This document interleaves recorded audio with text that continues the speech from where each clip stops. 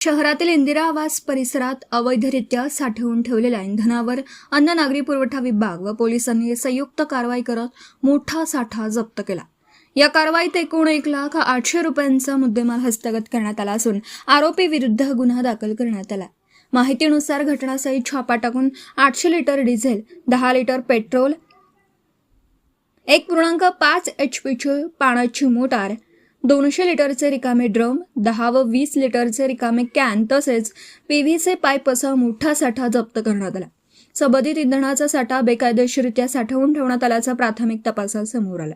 या प्रकरणी सय्यद फैजान सय्यद नासिर वय वर्ष 25 राहणार खडकपुरा बार्शी टाकळी याच्या विरुद्ध आवश्यक वस्तू कायदा EC ऍक्ट कलम 3 व 7 अन्वये गुन्हा नोंदवण्यात आला।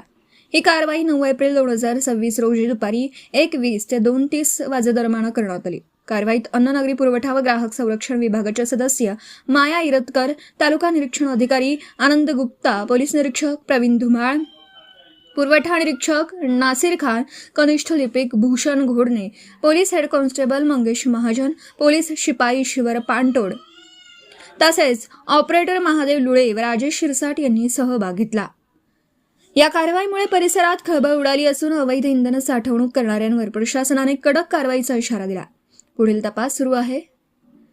प्रदीप गावंडे, अकोला जिल्हा प्रतिनिधी तथा कार्यकारी संपादक, धुमाकूळ Maharashtra news. Subscribe now and press the bell icon. Never miss an update.